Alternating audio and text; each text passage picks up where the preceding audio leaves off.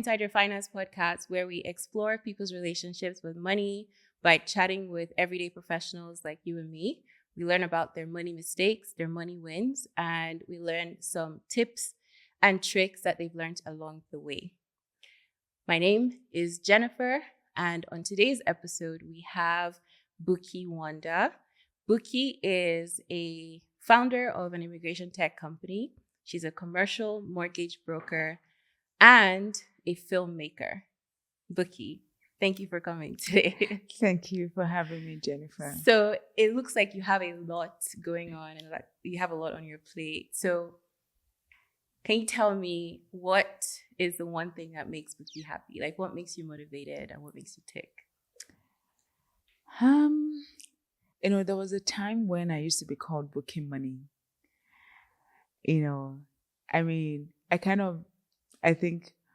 I think I kind of shelved myself a little bit from that name for a bit, but because because I was always talking about money. Oh, okay. I'm fascinated by money. Okay. And so if there's something that makes me happy as an entrepreneur, that I have a team, money. Because the bills are not going to pay themselves, true, right? True. But life in general, makes me excited. The possibility that exists, like today's a new day, a new slate to actually start again. Yeah. Even if you made a mistake yesterday. So life, just the opportunity to continue to grow, gets me excited. I love that. So life and money. They say money doesn't make you happy, but it seems like that's not true. No, that's not true at all. Money directly does not make you happy, right? But money, when it buys the things that you're supposed to, so I love to take a massage once every month. Okay. So I'm gonna need money to pay for that. So money affords you the ability to do to be able to that makes you happy. It's not the money itself, it's what the money does for you that makes you happy. Okay. So why do you think they say that then? Why do you think they say money doesn't buy happiness? I think also, I think I was seeing on Instagram, I think a couple of weeks where it's like, it's always rich. I think, there was something going around Sam Adeyemi, the pastor in Nigeria. Okay. It was talking about the poverty mindset. Okay. How poor people just almost sometimes look down on, rich people in some sort of ways because of the fact that they have money. And there's always that stigma with money, especially from people that don't have. Because it's always like, maybe you did something illicit, something illegal to get the money. Right. And so that's why people will say, and then of course, rich people, it's very easy when you start to make money for you to lose your way in terms of not prioritizing what matters. Because now you have access. Money does give you access to certain things. Yeah. And so if you're not grounded in who you are, then you find yourself that things are not making you happy. Maybe you're married successfully and all of a sudden you're like, I can afford to have several girlfriends now. And so all of a sudden you lose your family, you're not happy. So there's so many circumstances that could come that make people say, money doesn't make you happy. Right. It doesn't so it's not exact. It doesn't necessarily mean that it doesn't make you happy. It's just it's just the choices you make. The choices you make. Interesting. Yeah. Interesting. So let's go back then. I think you've kind of touched on it, but one of the things, I always say this to guests, one of the things I'm trying to explore is the nature-nurture dichotomy as it pertains to how we relate with money, right? So how much of how we see money is based on who we are versus how we were raised. So how was money talked about at home, was it kind of like hush-hush, or were you guys as kids brought into the money conversation? No, definitely not. I grew up with Nigerian parents. So we weren't brought up with coming to discuss money. But when I was growing up, I think what I saw was a contrast between my dad and my mom. My mom is the spender. My dad is the saver. Right. And I think I took after him. I was, because my mom and my siblings used to joke you're just as stingy as your dad. So because I was I was very frugal. Okay. I would say now when I look back, because I used to say my dad was stingy, but now when I look back, I would be like, it was actually very frugal. Right. Instead of being stingy, because he was very aware of money. My dad is an economist. Okay. So he was very aware of money. Meanwhile, my mom, not like she wasn't aware of money. Obviously, there were times when there was no money and we grew up but it's not like we had discussion. But obviously, when there was no money, we knew as kids, so we did not complain. So if I said my dad was giving me pocket money. When I say pocket money, it doesn't mean like it was a ton of money. It's just that because of the nature of who I am at the time, I was still saving.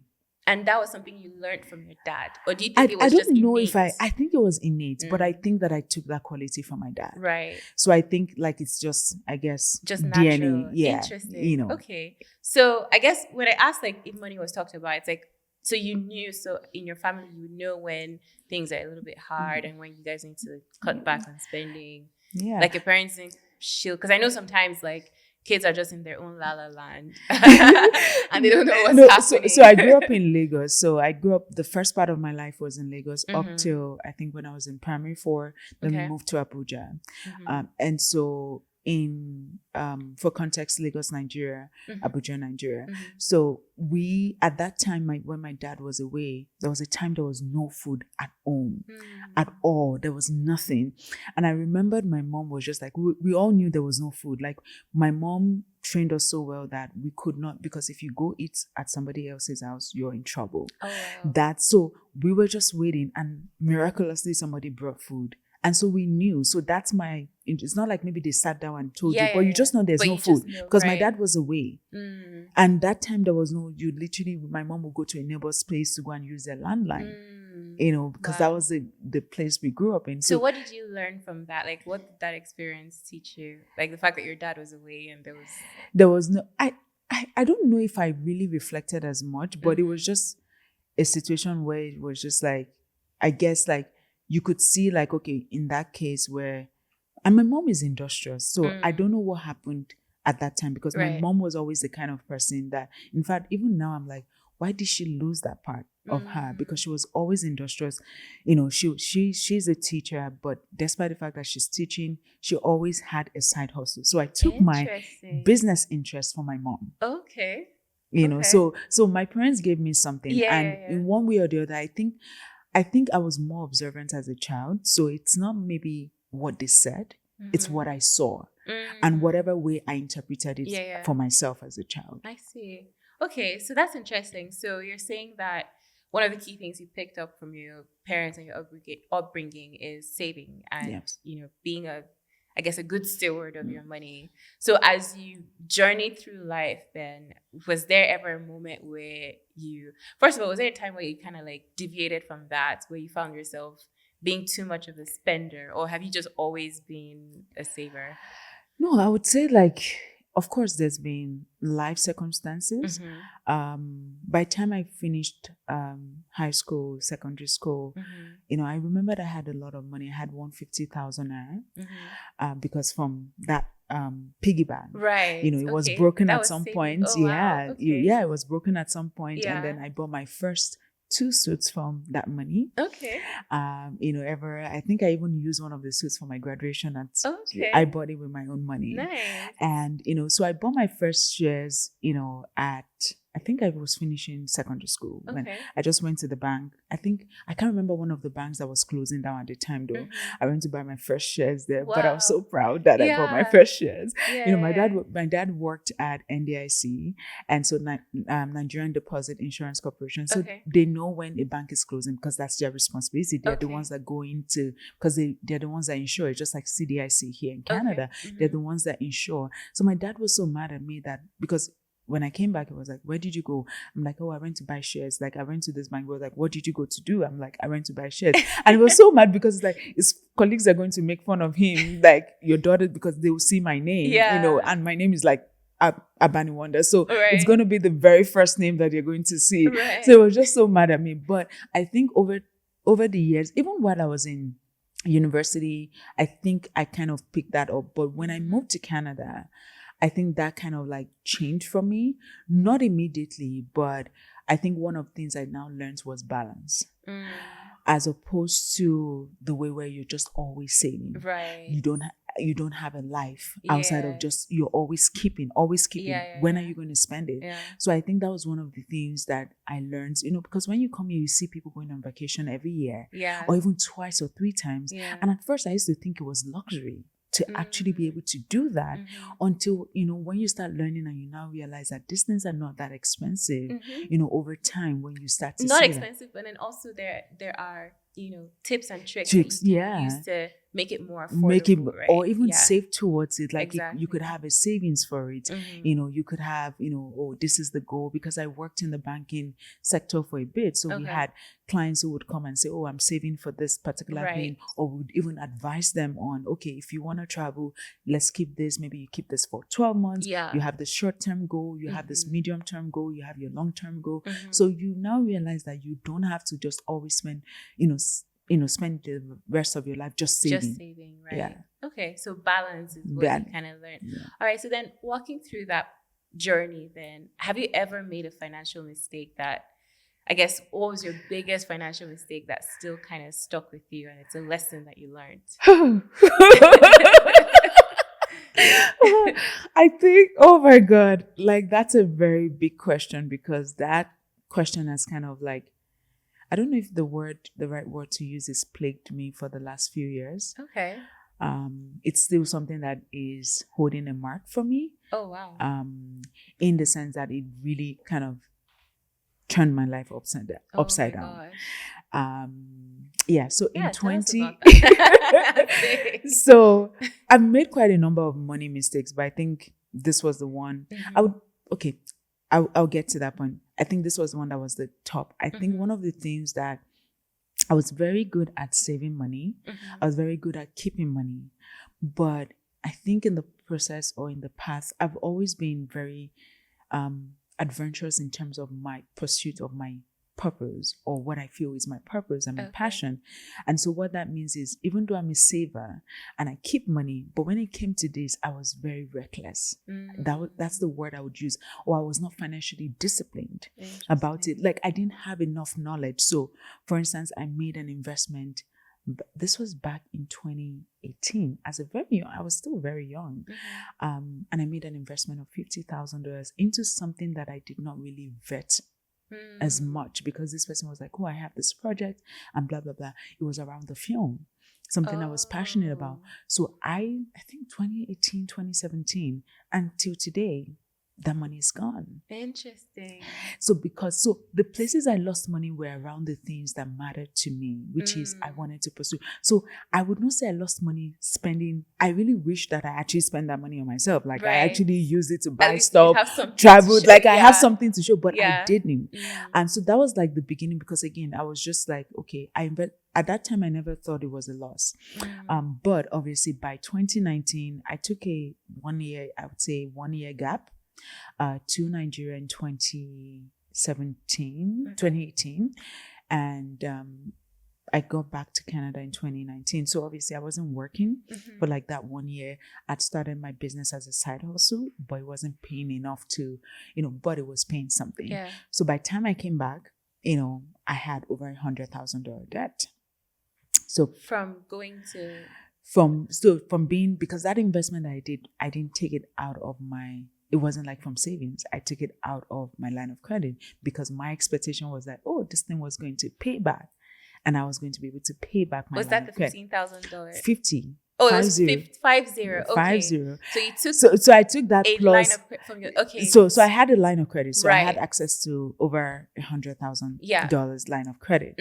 So again, using that and then being in Nigeria, so I just kind of like racked that up, for my basic expenses and things like that. So by the time I got back, again, because I wasn't paying it off, so I had like this close to $100,000 in debt, maybe not, but kind of close to that amount. Yeah, so the woman who would come to be my mentor for a few years, I remember she came to see me in my house, and I had a complete meltdown. And she was like, I was just like, I don't know where my life is going. Look at me, I'm in this much debt. And it was just like, okay, let's put a plan together. And slowly I started to build that. And so by 2020, I'd almost paid it off, through my business and things like that. Can you walk me through, just for someone out there who's also in kind of similar amount of debt? Like, what are some of the key things you did to pay it down? You have to make good money. So if you're not making good money, so you have to increase your income. You have to make good money. Like if you're not making good money, you can't, like you will pay it down, but like it's going to take you so long. So you have to. So the first thing is, if somebody is out there, like they, and your job is not paying you well, find a way to get a side hustle. Find a way to start something that can give you, so you know that side hustle is dedicated 100% to paying this off. Right. So attack it like it's an ailment. It's a disease that you need to get rid of. I mean, that's my personal principle. Right. So why, I guess I just wanted to explore this a little bit, because some people have different tolerance towards debt. So I guess for you, what was the biggest driver to pay it off? Because I think in some cases, because it's a line of credit, it was probably around like 10% interest, right? Or less? No, it was less because I worked at the bank. So most of the lines of credit came when I worked. And usually when you're a bank employee, it was prime plus 1%. So depending on what prime was at the time. So it wasn't like a credit card that was like 20 something percent. So there was no real like urgency to pay it off. But I'm curious, like for you, why did you want to? There was a real, so other than just putting like minimum payment in 2019, one of the things that also happened that made me go into midlife crisis at the time was the fact that I could not pay anything towards it. So I was going into bankruptcy. Oh, okay. I literally left. I had credit cards. I never was the type to owe money on credit cards, but at that time I was struggling because I'd come back to Canada. I couldn't find a job. Okay. So if I'd gotten a job, I would have been fine. Yeah. But I couldn't find a job, I think, for about 3 months. So I was still doing my business, but it wasn't, because now I'm back to Canada. So it wasn't paying enough, to have done. So like that investment I made actually was 50,000 USD. So it wasn't like most of the money. Most of the money was that investment. Right. So there was the remaining portion, like maybe I would have said I took like 10, 15 during my trip. But now I'm back to Canada. Obviously, as you know, I'm spending thousands of dollars, no longer Naira. So now the amount was increasing. So I actually left. I had Scotiabank, I had RBC, and I had CIBC. I literally left my Scotiabank and my RBC to just go because I could not do anything. Oh, wow. And honestly, this is why I would say, I mean, the God factor works, because I remember them like, God, this is it. And I remember that the bank called me, CIBC called me. They have something where they do a balance transfer. I don't know if they still do it. So they called me and they said, oh, I have, because my credit card, which was also the good thing, I had a $25,000 limit. I did not use it. So because I still had, I think I still had like 20,000 plus or 22,000 plus, they were like, oh, you could do a balance transfer. That was my saving grace. I see. So I was able to move the debts that I was owing at the other credit cards, move it into this, and they gave me 1 year grace period to pay it off. That's amazing. That I just felt like God was like, no, this is not the way your story is going to end. Because if I had gone into bankruptcy, I would never have been able to get my immigration license. I would never have been able to start my tech company. Like a lot of my life would have gone in a different way if that had happened to me. Wow. So the money mistake here was investing in something that you weren't truly, like you didn't fully vet. I didn't fully. It was again because I was just. But it just was a bad investment. I think like I was too naive at the time about money. So again, I was just passionate about film. So this person was like, oh, film. So I was looking at it, oh, this is my entry into the industry, blah, blah, blah, and that it was just, again, I wasn't thinking. I didn't know what I didn't know. Like that's just plain and simple what it was. Okay. So then what did you learn? What was the biggest lesson from that experience? So that's not the only money mistake. Oh, so okay. Look at me thinking that was huge. That was good because again, like I said, in 2020, I almost paid it off. In 2021, business was booming. Yeah, like, we were doing really well. Like it was a big year, despite COVID. Like COVID had nothing on us because like we were really thriving. But then the shocker came 2021 November. I'd invested money into, and this one I'd vetted. It was a Nigerian company because again I have a team out in Nigeria, so it was okay for me to do a Nigerian investment because it could pay for their salaries and things like that. So I had taken, so we had gotten the COVID loan, Okay. the interest-free loan as a business. So I was like, okay, I got that loan because I wanted to use it to start a new division in my company, Shira. And so we started that. We had put 20, I think we got 60,000. We had put 20,000, the first 20,000 to start it. And I was making money. It was part of the things that really helped us that year. I think it even, it times 7 or so of the investment. So it was a very good one. But then I took $40,000 in that credit, and then I put it into an investment. The investment was, again, it had a physical asset. So in this case, it's like a logistics company where you buy. So you're pretty much paying for like a bike, like a rider, like a bike. So basically, you would then like be paying a dispatch. So you're not paying for the dispatch rider, but you're paying for the bike that the dispatch rider is going to use. So that's what you're investing in. So obviously, the business cannot afford to be buying those by themselves. So by you investing, they can buy that, but you own it. Then I think there's a period there's an expiry date. So everything was going well for almost 2 years because we started in 2020, which was part of the things that helped again to pay off my debt. Right. Okay. But then now, 2021 November, they had a series of accidents that happened with the company, and so they were at the edge of bankruptcy. Oh my. So we lost that money. Not just that money, there were other investments I had made into that. At the same time, like literally, these were like weeks apart. I had, negotiated a deal for clients who were trying to, buy business, invest in Canada at the time. And there were 4 of them, 25,000 USD that they had paid, and the person was nowhere to be found. Oh my God. And the worst part of it was that money was paid to me, not to the company directly. Wait, walk me through that. So the clients paid. So they paid to me, not to the company. They paid you. Yeah, I the then 25. I then paid the company. So I was pretty much held responsible because it was not paid to the company. Oh, wow. Because it was like... So actually, let's go back. What was like, I mean, of course, you can't really share too much details. I can't share too much.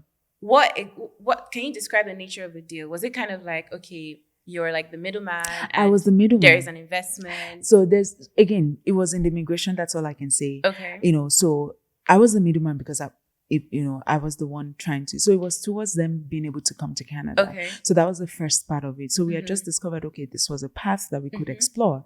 So we had somebody. I went to the office, made sure everything was legit. Was the person here in Canada? Yeah, in Canada, here in Calgary. So you actually went to physically yes, okay. like because like of the past. Online so thing. Again, I went to the office. Like this person is also a registered immigration consultant. So people can be shady, and I don't want to mention countries, but but yeah, it was, yeah.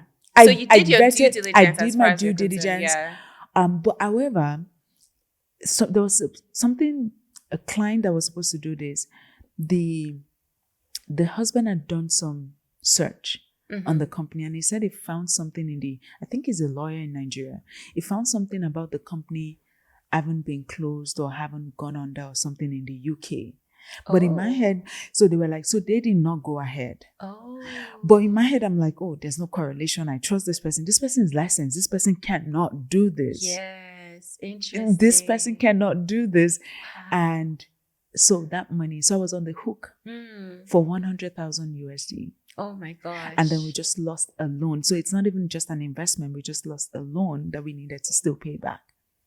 You lost, and that's from the dispatch. That's the dispatch. So wow. That's how I lost over 200,000 again. Oh like this was the second time. The first one was like, yeah, I recovered, but the second one broke me. This was the one I said broke me. Like because imagine like you've gone through that kind of life crisis. And you felt like, oh my God, I'm finally coming out. Yes, and then just when you're at the brink, the brink, like that sucks. At the very brink, like you're just like nope, back down. I was just like, and it's not like you just lost the money and it's gone. This is money you lost and you have to pay back. Yeah. So that's what made it worse. it's not the loss of the money, it's the fact that you have to pay it back. Yeah.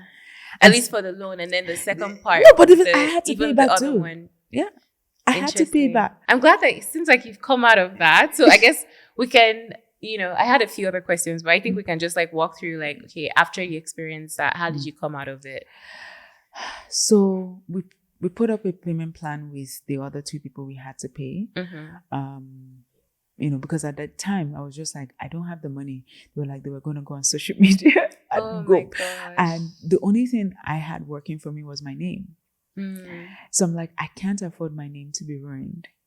And so we had to make a plan, and so we paid it off as we could over the course of the year. I would not say that we're fully, because again, we've had to still take on debts, but functional debts for the business, just to go day in and day out. But I would say like the bad debt part of it, for the most part, is gone.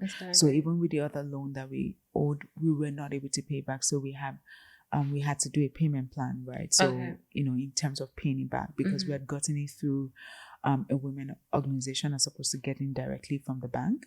So their interest rate is a bit more favorable. So we have a payment plan, and in the next year we're going to be done with that payment. So that's good. We're pretty much almost at the other side of it. That's awesome. I'm glad to hear that.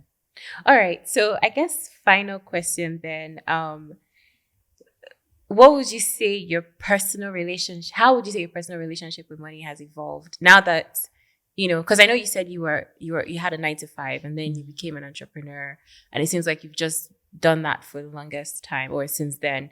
So how would you say your personal relationship with money has evolved now that you actually run your own thing? I imagine with all the the financial mistakes and things like that. Yeah. Obviously, it's definitely evolved. It shaped me. I'm more cautious, for one thing. I'm not going to go into details about this. I just came out of a deal. Like, I had to break off because it wasn't looking right. And even though I lost, I'll say I lost about $4,000, I was like, this was a smaller loss than for me to have lost tens of thousands of dollars down the road. So I think for me, it's more being more cautious that, I'm still a risk taker. Right. If there's something I've learned about myself, I'm actually a risk taker. Like, I could never be a risk averse person. I just can't, because life does not reward that.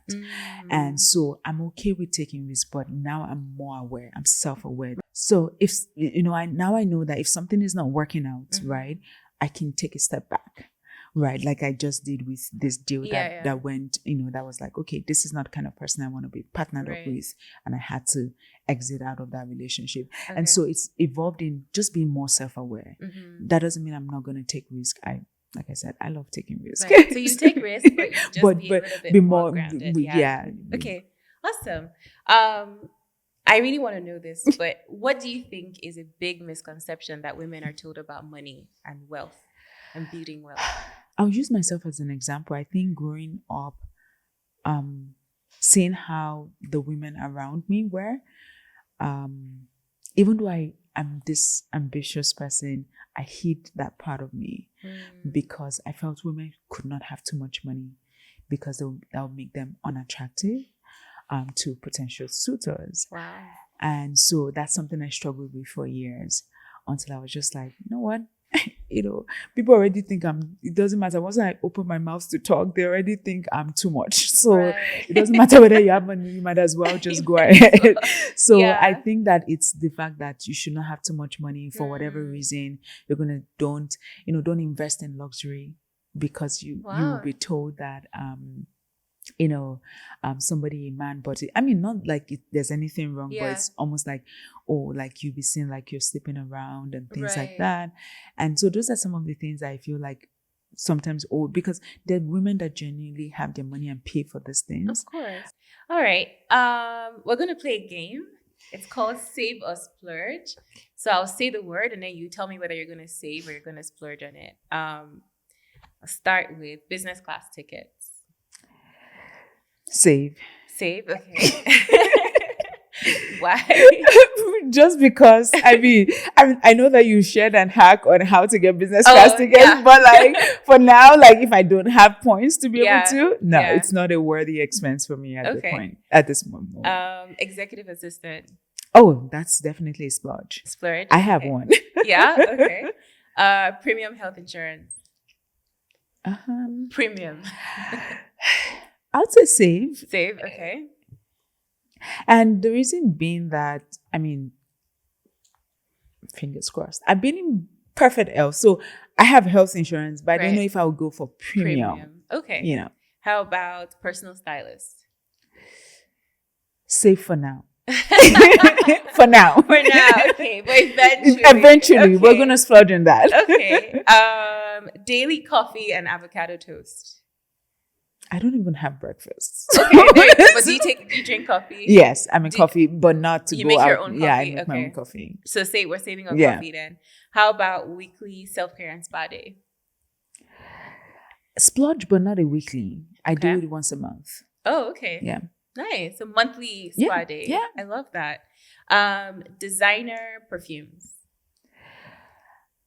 Splurge. That's there are very little things that ticks me or that takes my fancy. Mm-hmm. Designer perfumes are one. I love it. I love it. Okay, so final question for you, Bukky. What is one money habit that you swear by?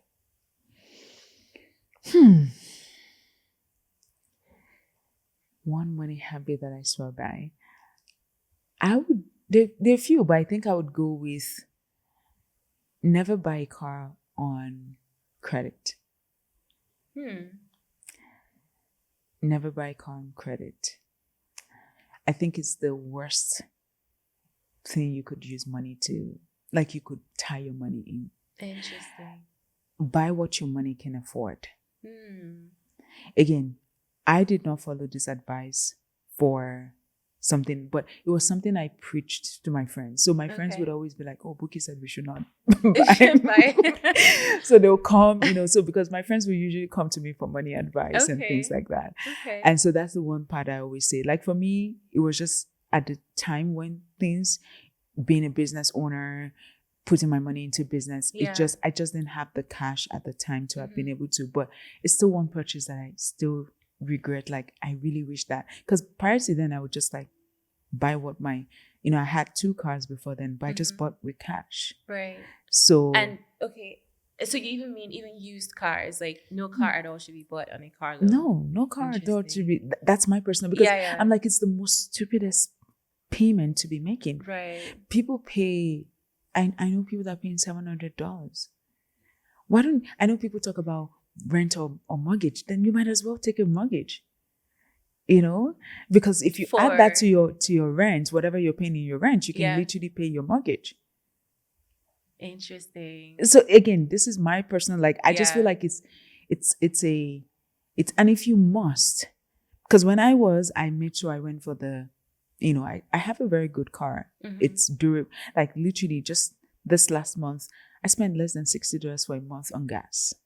So if you must do, then choose something that is durable.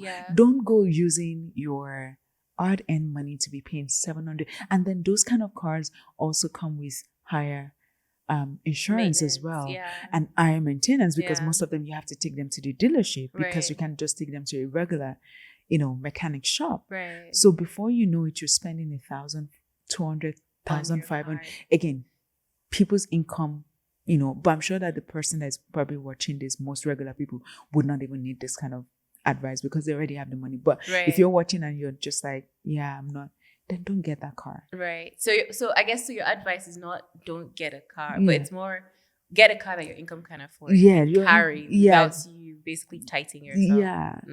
Don't like, Yeah. Okay. I like that. I co-sign that. Okay. Well, Bukky, thank you so much for coming. This has been fun. Do you have any final word of advice to like a fellow female founder or filmmaker or anything at all that you want to leave us with? I think when I look back on, especially this deal I just came out from, the one thing that I did not, again, because of the nature of how the process started, getting into the deal, I did not protect myself through an agreement. So by nature of the deal, obviously we were co-signing most things, but like actually have a shareholder agreement Mm. to lay out the terms. My piece, like if there's something that's been very pertinent in my journey, is protect yourself. Right. Get that agreement, even if it's your best friend. Mm. As long as you're talking money, as long as you're talking business, get the agreement in writing. Just, this is how we're going to share. If there's a conflict, this is how we're going to do it. If you have that in place, even when things happen, you have something to look back to. Okay. Just let all the legal professionals talk to each other, right?